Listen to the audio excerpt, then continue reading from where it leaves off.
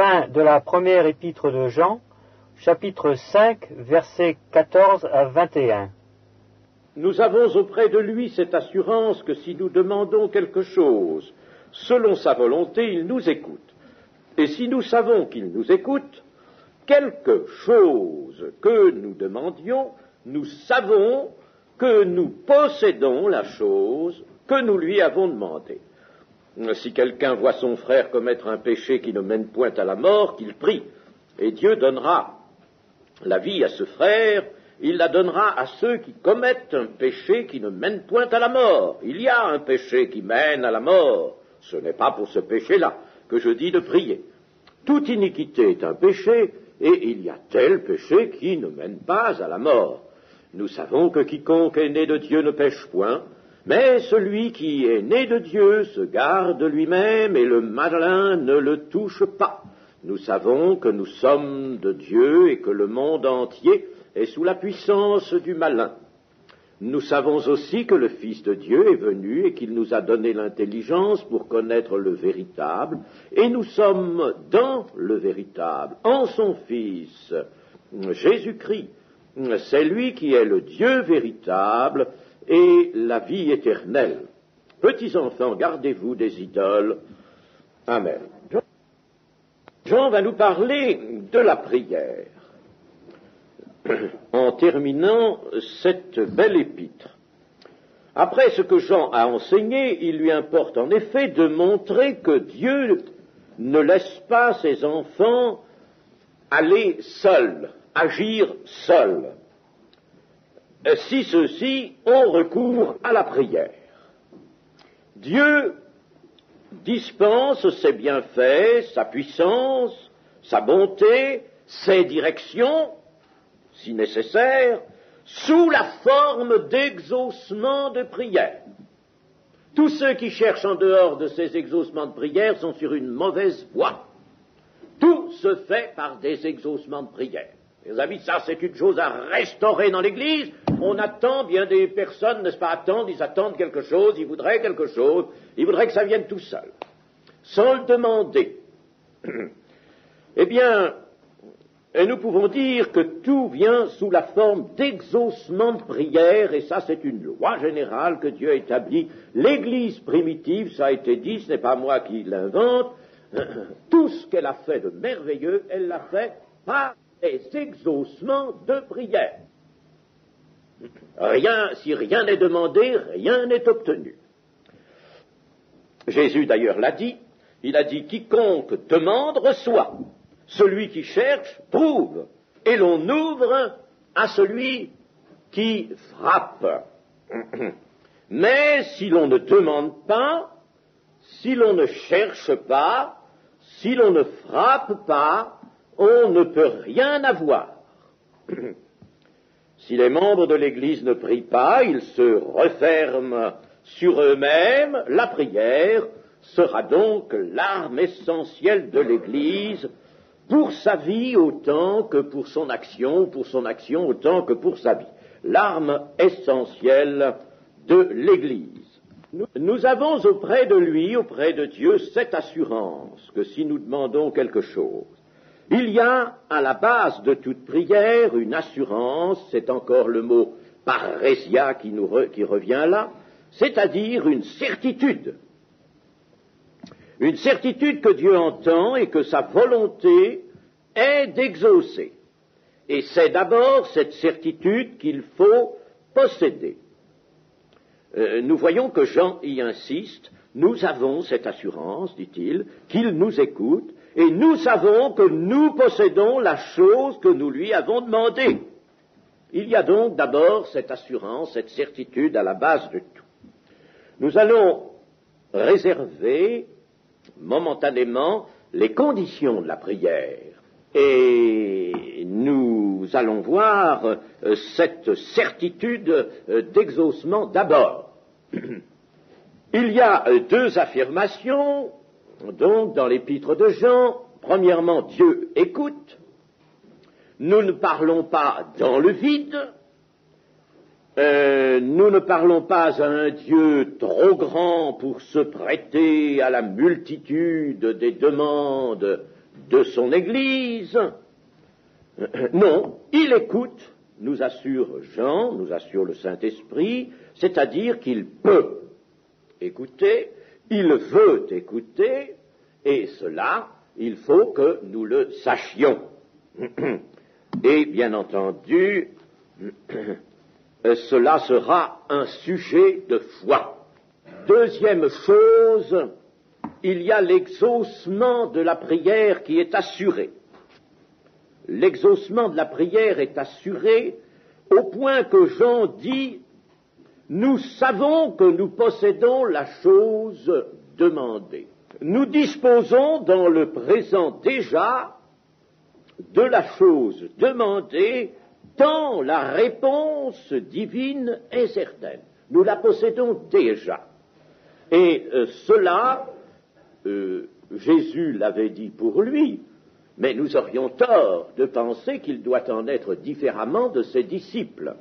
Jean, évangile de Jean 11, 41 et 42, ils ôtèrent donc la pierre et Jésus leva les yeux en haut et dit, « Père, je te rends grâce de ce que tu m'as exaucé. Pour moi, je savais que tu m'exauces toujours. Mais j'ai parlé à cause de la foule qui m'entoure, afin qu'ils croient que c'est toi qui m'as envoyé. » Voyez-vous, il y avait là, et Jésus leva les yeux en haut et dit, « Père, je te rends grâce de ce que tu m'as exaucé. » Avant même la résurrection visible de Lazare, Jésus parle au passé, « Tu m'as exaucé. » Et je sais que tu m'exauces toujours. Eh bien, s'il a dit cela, mes amis, pour lui-même, il n'a pas gardé ce privilège. Car Jésus est là sur la terre, apportant un ministère qui est celui qu'il va confier à l'Église. Par conséquent, s'il a dit cela pour lui, cela est donné à l'Église. Seulement, la différence entre Jésus et nous, c'est que Jésus savait utiliser cela. Et nous ne le savons plus. Donc, si nous disposons déjà, avant même que nous la voyions, de la chose demandée, le temps qui peut séparer la demande dans la prière de l'exaucement, ce laps de temps disparaît. Si bien que le temps devient relatif, puisque nous possédons déjà sans voir. Le temps devient relatif, la prière nous situe donc hors du temps. Hors du temps, ce qui est la position essentielle de Dieu. Dieu est hors du temps, hors de l'espace. La prière nous situe hors du temps, elle nous situe donc avec Dieu. Et nous allons voir la chose se confirmer. Ah, c'est trop grand pour la foi aujourd'hui des chrétiens du XXe siècle, sans doute, n'est-ce pas? C'est trop grand. C'est trop beau. C'est trop magnifique. Ah, chers amis, comme nous avons besoin, je vous assure, de revenir tout de même à la conscience de ce qui est écrit. Nous disons souvent, n'est-ce pas, que c'est la parole de Dieu, et que c'est l'Esprit qui est l'inspirateur de cette parole, mais dans le fond, nous doutons de pas mal de choses et nous raisonnons un tas de choses. Chers amis, la prière, et cela nous est dit dans plus d'un passage, croyez que la chose que vous avez demandé, vous l'avez obtenue maintenant et vous la verrez s'accomplir. Mais vous l'avez obtenue, et chers amis, je me sens un peu irrité, n'est-ce pas, spirituellement parlant, parce que je sens bien que ça n'est pas implanté dans l'Église, cela. Ça n'est pas implanté dans les cœurs. Et pourtant, Jésus l'a dit, alors nous doutons de la parole de Jésus. Croyez que la chose que vous demandez, vous l'avez obtenue. Là, vous l'avez, et vous la verrez s'accomplir. Mais ça, c'est au XXe siècle, c'est dur, ça, à obtenir, n'est-ce pas, de gens qui soumettent la foi à ce rationalisme qui est là, toujours prêt à bondir et à tout examiner. Alors, cela nous situe donc hors du temps, je le répète, et cela nous situe avec Dieu. La prière nous place donc dans les actes de Dieu. En somme, la parole de celui qui prie devient pareille à la parole de Dieu. Oui, n'aie pas peur de dire cela. La parole de celui qui prie devient pareille à la parole de Dieu. La parole de Dieu, elle est opérante. Vous savez que le psaume 33, verset 9, nous dit « Dieu dit et la chose arrive ». Eh bien, qu'est-ce que nous dit le Seigneur? Qu'est-ce que nous dit l'Écriture, n'est-ce pas? Nous allons voir ce que nous dit le Seigneur aussi. Qu'est-ce que nous dit l'Écriture? Si nous savons qu'il nous écoute, quelle que soit la chose que nous demandions, nous savons que nous la possédons. Possédons cette chose. Voilà ce que nous dit l'Écriture et qui est un objet de foi. C'est ça, n'est-ce pas? Et que nous dit le Seigneur quand je vous dis que la parole de celui qui prie est pareille à celle de Dieu? Le Seigneur nous dit, rien ne vous serait impossible. C'est pas écrit, ça? Rien ne vous serait impossible. Dans Matthieu 17, 20. Rien ne vous serait impossible. Or, c'est à Dieu que rien n'est impossible. Mais c'est par la prière, n'est-ce pas? Vous saisissez la puissance de Dieu, si bien que rien ne vous est impossible, par la puissance de Dieu, bien sûr. Que vous saisissez, que vous pouvez saisir, si bien que votre parole, eh bien, devait être pareille, semblable à la parole de Dieu. Hein, chers amis, ça nous en dit sur la prière, cela, n'est-ce pas? Matthieu, j'ai dit 17, 20, n'est-ce pas? Rien ne vous serait impossible, mais il y a Matthieu 21, 22 aussi, qu'il n'est pas mauvais de relire maintenant, 21, 22. Tout ce que vous demanderez avec foi par la prière, vous le recevrez. Alors si tout ce que je demande, je le reçois, c'est que ma parole est pareille à la parole de Dieu, bien entendu, toutes conditions observées, nous allons les voir. Hein? Dans la dispensation de la grâce, bien sûr, la prière a pris une importance et une puissance qui n'existaient pas préalablement. C'est une de ces choses, n'est-ce pas, qui s'est littéralement transformée. Il n'y avait pas une telle discrétion abandonnée, laissée au peuple par Dieu, par le moyen de la prière, n'est-ce pas, que celle qui est dans la dispensation de la grâce. Il est certain que si la prière maintenant n'a plus cette parfaite efficacité qu'elle devrait avoir, cela tient à certaines insuffisances et notamment à notre esprit critique et raisonneur. Je ne dis pas, n'est-ce pas, là quelque chose qui soit un reproche, si vous voulez, mais plutôt une constatation. Nous sommes aujourd'hui, malheureusement, qu'est-ce que vous voulez, c'est un malheur. Nous sommes conditionnés par notre siècle. Et nous sommes toujours prêts à raisonner. Mais vous voyez, il y avait un raisonneur dans l'équipe des apôtres. C'était Pierre. Et puis, évidemment, Thomas aussi. Mais enfin, il n'a raisonné qu'une fois. Mais Pierre, lui, n'est-ce pas, était très porté à ce... Mais cependant, ce n'est rien à côté de nous. C'est rien du tout, chers amis. Combien de fois m'a-t-on posé des questions qui n'étaient pas autre chose que la mise en question, que le raisonnement de l'Écriture? Et ça, c'est des questions qu'on ne devrait jamais poser. Si l'Écriture dit, c'est vrai. Je ne le comprends pas, mais je n'ai pas à le comprendre comme je comprends le mécanisme d'une montre ou le mécanisme d'un appareil comme ceci. Je n'ai pas à le comprendre comme ça, n'est-ce pas? Je me sers de la lumière et je suis content de m'en servir, et je suis incapable de l'analyser, de dire ce qu'il y a dedans véritablement. Il n'y a même aucun savant qui est capable de le dire, n'est-ce pas? Et pour me servir de la lumière, je n'ai pas besoin de l'analyser. Je m'en sers telle qu'elle est. Eh bien, c'est la même chose, la parole de Dieu et l'Évangile. Je m'en sers, je l'utilise, j'en remercie le Seigneur de me l'avoir donné, mais je ne cherche pas à le démonter pièce par pièce pour savoir ce qu'il y a dedans. On nous dit, n'est-ce pas, qu'un certain monsieur Chrysler avait un jour acheté une voiture locomobile, enfin très vieille voiture, et puis alors, avant de s'en servir, il avait démonter cette voiture, il était mécanicien, pièce par pièce, ça, et démonter toutes les pièces, là, dans sa maison, et puis il les avait regardées, étudiées une à une, n'est-ce pas, puis il avait tout remonté la voiture, et quand il a eu remonté la voiture, il s'est mis au volant, il est parti avec, n'est-ce pas, mais il a voulu démonter tout avant. Eh bien, voilà ce qu'il ne faut pas faire, n'est-ce pas. Voilà ce qu'il ne faut pas faire. Nous ne sommes pas des mécaniciens de la parole de Dieu pour la démonter, n'est-ce pas? Elle procède, la parole de Dieu, de la sagesse infinie de Dieu, et nous la recevons telle qu'elle est. Il faut la recevoir. C'est bien ce que Jésus a dit, recevoir et garder sa parole.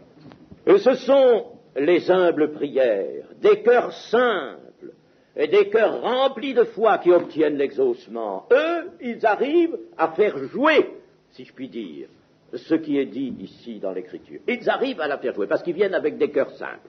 Ce sont des enfants. Le Seigneur nous l'a dit, si vous ne devenez pas comme des enfants, ben vous n'hériterez pas le royaume de Dieu, vous n'entrerez pas dans le royaume de Dieu.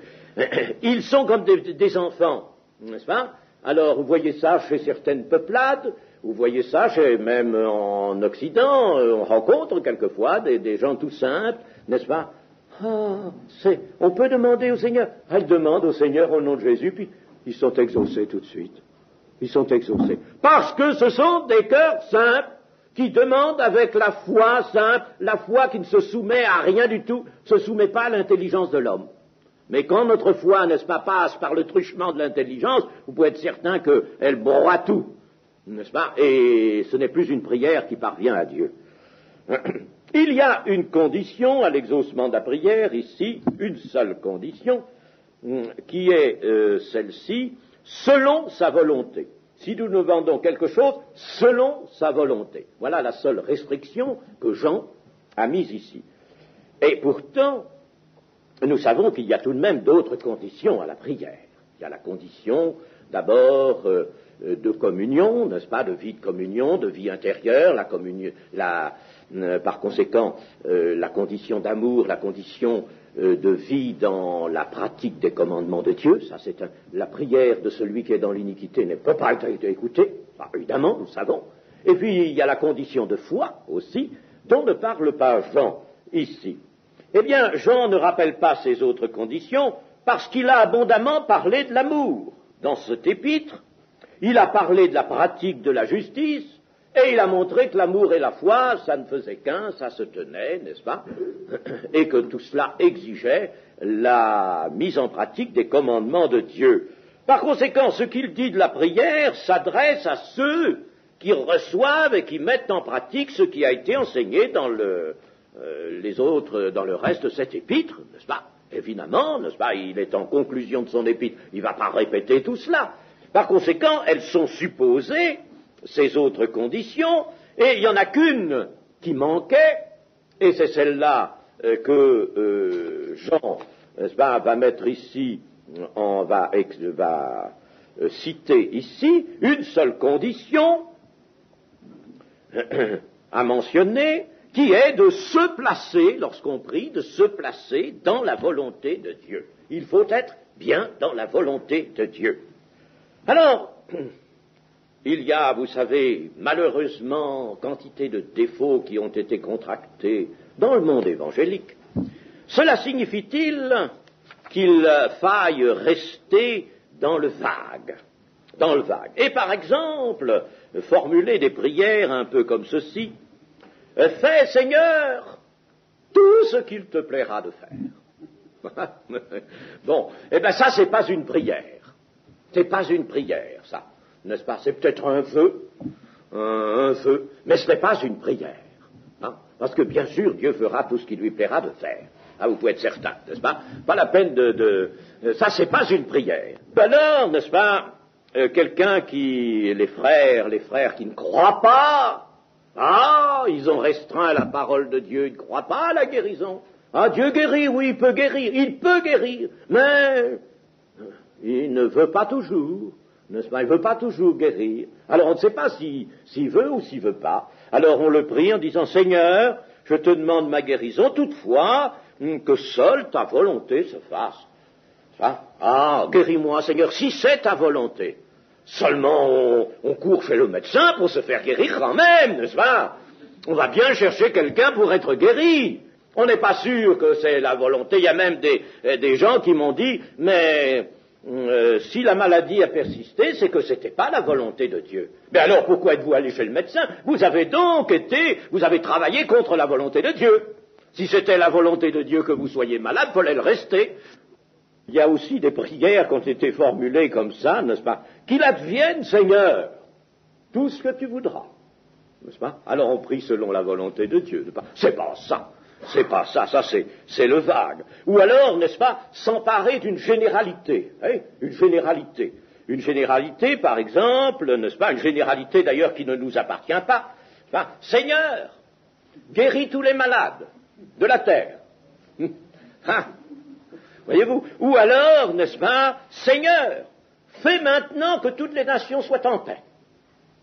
C'est facile de réaliser la paix, n'est-ce pas, autrement que par la Société des Nations, fait que toutes les nations soient en paix. Mais non, c'est une généralité qui ne nous appartient pas, ça. Ça ne nous appartient pas. Nous pouvons désirer la paix, mais attention, n'est-ce pas, c'est une prière que le Seigneur ne pourra pas écouter et exaucer. Ce n'est pas sa volonté, puis c'est du vague, c'est de l'imprécision, ce n'est pas du tout cela.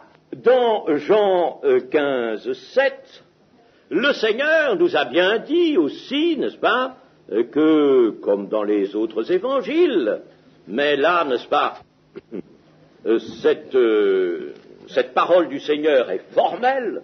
Si vous demeurez en moi, donc c'est la communion, la condition de communion, et que mes paroles demeurent en vous, n'est-ce pas, condition de pratique de la justice, alors demandez ce que vous voudrez et cela vous sera accordé.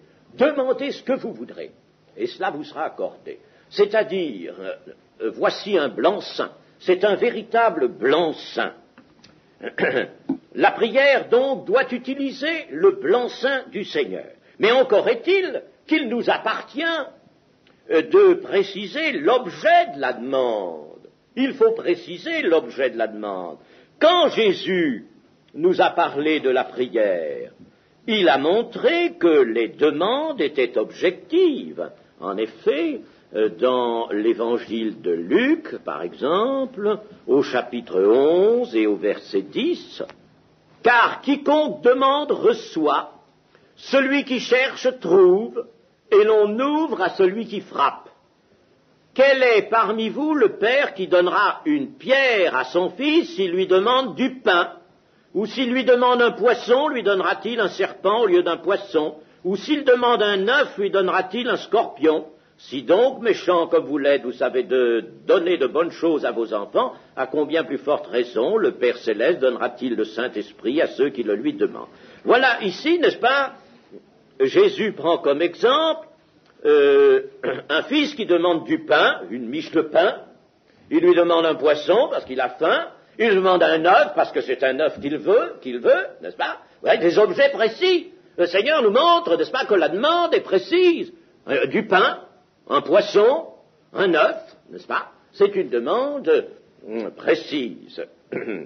La prière n'est donc pas une demande imprécise, vague, flottante. Elle a un objet précis et défini.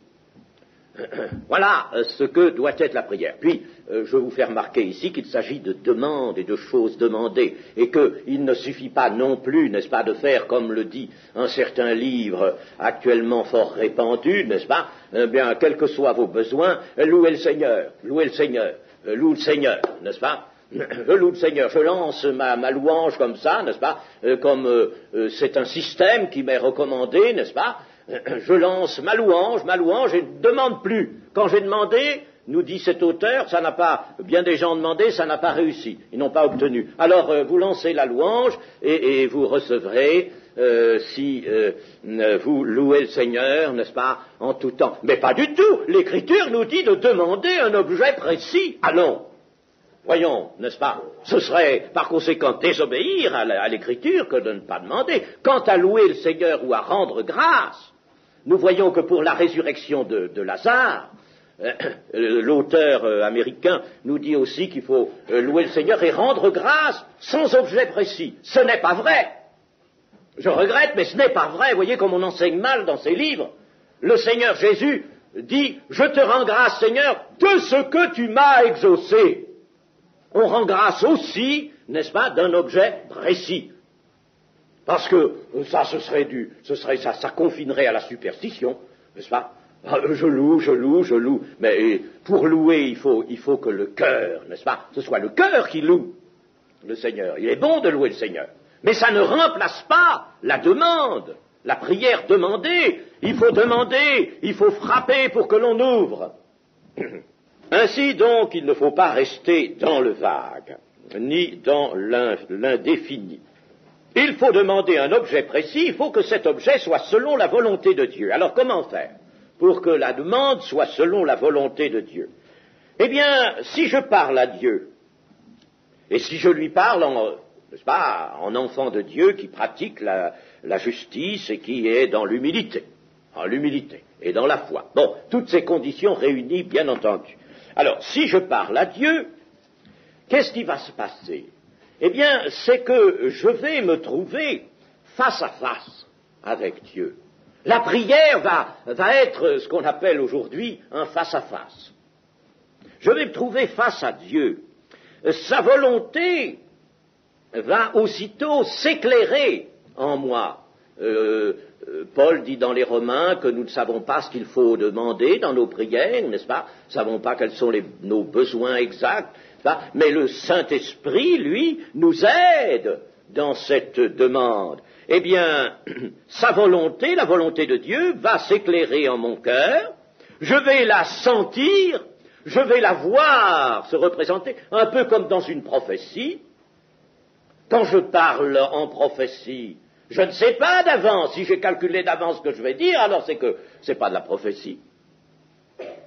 Si je parle en prophétie, ça va être une révélation spontanée, et vous croyez qu'il n'y a pas ça dans la prière, dans le ministère de la prière, qui est au-dessus de tous les ministères? Le ministère de la prière confié à l'Église est le ministère numéro 1, n'est-ce pas? Le ministère qui a priorité. Je vais sentir la volonté de Dieu, je vais être guidé par son esprit, je ne vais pas pouvoir, si quelquefois j'en avais la velléité, je ne vais pas pouvoir sortir du cadre des desseins de Dieu, parce que l'esprit va m'y ramener, n'est-ce pas? Je ne vais pas pouvoir sortir des desseins. Il arrive souvent que quelquefois dans la prière, n'est-ce pas, on voudrait dire ceci, ça. Attention, c'est l'homme. Et le Saint-Esprit nous barre la route. Non, reste là, n'est-ce pas? Je vais me sentir donc guidé par le Saint-Esprit, et je vais rester dans le cadre messianique, c'est-à-dire dans le cadre de la préparation du royaume de Dieu. Ma prière va donc épouser la volonté de Dieu. Et cela se fera surnaturellement sans que j'aie à m'en préoccuper, je dis bien si toutes les conditions sont réalisées, bien sûr. J'éprouverai en moi de saints désirs, j'éprouverai de saintes recherches, des demandes particulières pour moi-même, pour les frères que je connais, pour l'Église, n'est-ce pas? Et ces demandes, ces besoins particuliers me seront révélés, je sentirai même une pression sur mon cœur, une pression du Saint-Esprit, n'est-ce pas? Et ma prière jaillira comme par une pression. Voilà, prier selon la volonté du Seigneur. L'esprit de prière aura vite fait d'écarter tout ce qui n'entre pas dans la volonté de Dieu. Je saurai aussi que la volonté des volontés de Dieu, c'est la sanctification en moi-même, pour ma propre part, et pour mes frères, n'est-ce pas, si bien que je vais entrer aussi dans l'intercession, et nous arrivons à l'intercession au verset 16. Versets 16 et 17. Si quelqu'un voit son frère commettre un péché qui ne mène point à la mort, qu'il prie, et Dieu donnera la vie à ce frère, il la donnera à ceux qui commettent un péché, il la donnera à ceux qui commettent un péché qui ne mène point à la mort. Il y a un péché qui mène à la mort, ce n'est pas pour ce péché-là que je dis de prier, toute iniquité est un péché, et il y a tel péché qui ne mène pas à la mort. Jean nous conduit alors à la prière d'intercession, qui est une prière dispensatrice de vie. parce que nous voyons nettement celui qui est plongé dans l'iniquité ou qui est retombé dans l'iniquité, celui qui s'est, en somme, qui est revenu en arrière, le rétrograde, comme nous disons, n'est-ce pas, il est en danger de mort. Et c'est pour ça qu'il est dit ici, n'est-ce pas, il donnera la vie, n'est-ce pas, qu'il prie et Dieu donnera la vie à ce frère. Il va lui donner la vie parce qu'il n'est plus en marche vers la vie. Il est en danger de mort. Hein. Alors, la prière d'intercession est une prière dispensatrice de vie et c'est encore l'exercice de l'amour fraternel. Mais Jean nous dit, attention, il y a un péché pour lequel pas d'intercession. Pas d'intercession pour ce péché-là. Hein? Alors attention, il ne faut pas que ce soit notre petite jugeote qui entre en mouvement là. Hein? Le péché qui mène à la mort, dit-il. Et il insiste beaucoup là-dessus. Mais le verset 16 indique que celui qui prie va discerner lui-même entre le péché qui mène à la mort et tout autre péché qui ne mène pas à la mort. En effet, il y a, si quelqu'un voit son frère commettre un péché qui ne mène point à la mort, qu'il prie. Ah, il voit son frère commettre un péché qui ne mène point à la mort. Donc, celui qui prie voit, dans ce voie, il discerne. Si le péché que commet le frère, pour lequel il veut prier, intercéder, si ce péché est de ceux qui ne mènent pas à la mort, ou de celui qui mène à la mort. Alors donc, celui qui prie voit, n'est-ce pas, voit ce qui veut dire dans un sens large, discerne, il discerne. La différence entre tout péché qui ne mène pas à la mort et celui qui mène à la mort, cette différence peut donc être vue, c'est-à-dire observée, discernée, spirituellement. Spirituellement, et même peut-être par l'usage des sens. Donc, n'est-ce pas, il y a une certaine vue qui peut se manifester du péché qui conduit à la mort. Pour ce péché-là, la prière d'intercession ne peut pas être faite. Pas de prière d'intercession pour ce péché-là. Mais quel est-il, ce péché qui mène à la mort? Vous savez que le catholicisme avait fait une distinction entre les péchés véniels et les péchés mortels, n'est-ce pas? Distinction sur laquelle, d'ailleurs, une partie de la théologie catholique s'était montrée être en désaccord. Elle avait mis ça sur le compte des moralistes, les moralistes catholiques. Mais enfin, le catholicisme a gardé ça, lui, dans son catéchisme, enfin, les péchés véniels et puis les péchés mortels. Il ne s'agit pas de ça. Il y en a un péché, un type de péché qui mène à la mort. Nous en avons ici à Père-Guillot parlé les années précédentes plusieurs fois. Eh bien, c'est le péché contre le Saint-Esprit, qui prend diverses formes. Nous voyons dans l'Évangile, lorsque les pharisiens accusent Jésus de chasser les démons par Belzébul, alors là, n'est-ce pas, Jésus leur fait observer gravement que attention à ça, parce que c'est un blasphème contre le Saint-Esprit, étant donné que c'est bien le Saint-Esprit, c'est bien le doigt de Dieu, c'est bien par le doigt de Dieu qu'il chasse les démons. Alors, si vous attribuez ça à cette puissance à Belzébul, vous blasphémez contre l'Esprit, n'est-ce pas? Donc, il y a le blasphème contre l'Esprit, mais le blasphème contre l'Esprit, n'est-ce pas? Péché qui ne peut pas être pardonné ni en ce temps ni dans l'autre, ce n'est pas la seule forme du péché contre le Saint-Esprit. Il y a la révolte contre Dieu en tant qu'acte volontaire, acte délibéré. C'est pas celui qui se lance délibérément dans une lutte contre Dieu, contre l'Évangile, celui-là s'engage dans le péché qui mène à la mort. Il y a l'apostasie résolue, l'apostasie systématique et résolue. Il y a les empêchements volontaires à l'œuvre de la grâce. Si par exemple, des gens, n'est-ce pas, qui sont appelés par l'Évangile et qui viennent et qui répondent, si je viens là, si je les dissuade, si je les disperse, si je les scandalise, si je, n'est-ce pas, je fais en sorte d'arrêter leur mouvement vers Dieu, n'est-ce pas, pour qu'ils ne viennent pas à l'Évangile, qu'ils ne se convertissent pas, je commets le péché contre le Saint-Esprit. Et là, il faut bien que des parents fassent attention quand ils luttent et que leurs enfants sont attirés vers l'Évangile. Souvent, ils le font par ignorance, je sais bien, n'est-ce pas? Mais il faut faire attention de ne pas dépasser un certain point de non-retour, parce que ce serait le péché contre le Saint-Esprit. Tout ce qui s'oppose à la miséricorde de Dieu d'une façon délibérée, n'est-ce pas? D'une façon délibérée, dans une lutte ouverte, n'est-ce pas? Le poing levé vers le trône de Dieu, n'est-ce pas? Comme Amalek, le poing levé contre le trône de Dieu. Eh bien, cela rejoint le péché contre le Saint-Esprit. Et nous avons plusieurs, en somme, ensemble de textes qui nous en parlent. Je ne vais pas vous les lire maintenant. C'est dans 2 Pierre, chapitre 2, versets 15 à 22. N'est-ce pas? Ceux qui ont abandonné la voie de la vérité. Dans l'épître de Jude, nous voyons que ceux-là, n'est-ce pas, ils ont abandonné la voie de la vérité, n'est-ce pas, et ils se sont joints à tous les incrédules, ils luttent contre Dieu, et il leur dit, n'est-ce pas, que les ténèbres leur sont déjà réservées.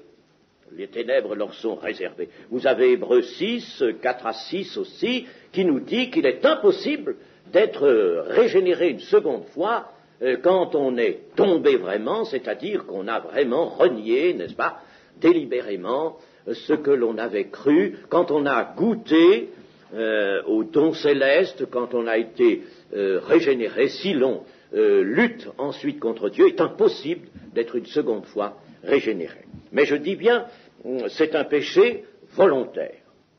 Verset 18, l'apôtre nous dit « Nous savons que quiconque est né de Dieu ne pêche point, mais celui qui est né de Dieu se garde lui-même et le malin ne le touche pas. » Là, il y a une difficulté textuelle, difficulté de texte. Certains auteurs traduisent « Mais l'engendré de Dieu le garde lui-même. » Alors, l'engendré de Dieu serait une expression qui s'appliquerait à Jésus-Christ, et le garde lui-même garde celui qui est né de Dieu, n'est-ce pas? Vous voyez, le sujet de la phrase est « Nous savons que quiconque est né de Dieu ne pêche point, celui qui est né de Dieu ne pêche point, mais l'engendré de Dieu, le grand engendré de Dieu, le garde lui-même, et le malin ne le touche pas. » Je crois que cette traduction est préférable, parce que malgré que quelqu'un qui est né de Dieu, n'est-ce pas, la justice, comme dit Paul dans les Éphésiens, la justice est une cuirasse, et la foi est un bouclier pour éteindre les traits enflammés du malin. Mais malgré tout, n'est-ce pas, il nous est bien dit dans l'ensemble de l'Écriture qu'il faut garder. Christ a dit que sur la terre, ceux que tu m'as donnés, Père, je les ai gardés en ton nom. Maintenant, garde-les, Seigneur. Vous voyez, il y a nécessité d'une garde de Dieu. Et par conséquent, la traduction que je vous indique est certainement préférable.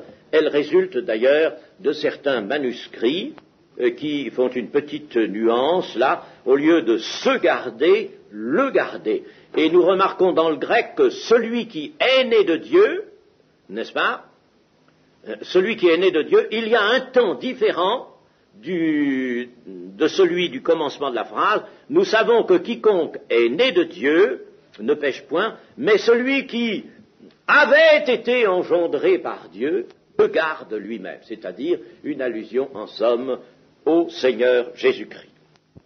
Et le verset 19, nous savons que nous sommes de Dieu et que le monde entier est sous la puissance du malin.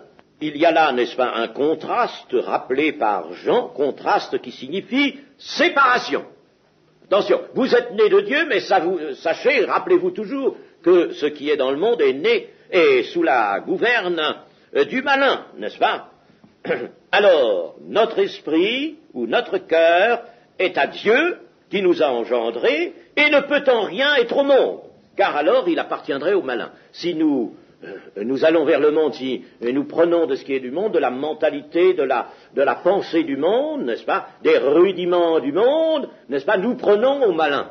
Et le verset 20, nous savons aussi que le Fils de Dieu est venu et qu'il nous a donné l'intelligence pour connaître le véritable, avec un grand V, et nous sommes dans le véritable, en son Fils Jésus-Christ, c'est lui qui est Dieu, le Dieu véritable et la vie éternelle. Il n'y a pas là de choses qui soient difficiles. Il s'agit toujours de la communion supposée. Dieu nous a donné l'intelligence pour connaître, c'est-à-dire pour être dans la communion du Père et du Fils. Jean avait commencé par cela. Le véritable, c'est-à-dire celui qui possède la vérité, qui est la vérité et qui la communique, alors que notre monde, lui, n'est plus le véritable, car il ne contient que le mensonge et n'a pas la vérité. Et puis enfin, dernier verset, 21, petits enfants, gardez-vous des idoles.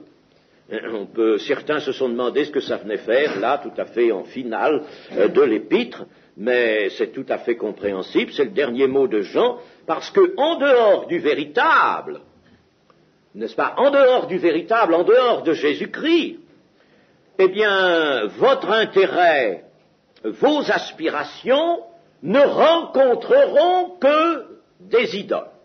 Voilà. Les idoles ne sont pas toujours des passions vilaines, des passions abominables, n'est-ce pas? Ça, ce sont des idoles, bien sûr, mais ce n'est pas toujours le cas. Mais il y a aussi des activités qui peuvent paraître innocentes, très innocentes. Il y a aussi des instruments qui paraissent n'être pas bien méchants, n'est-ce pas? Et auxquels tout de même on s'attache de telle manière que l'on retire une partie de son cœur, de ses pensées à Dieu. On s'attache à des objets ou à des activités.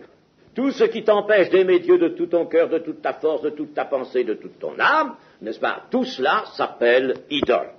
Tout ce qui est sujet de grand intérêt et que nous cultivons, tout cela va nous distraire de l'amour envers Dieu, envers lui seul, et ce sera évidemment là tomber sous le joug d'une idole. Nous ne serons plus libres pour Dieu.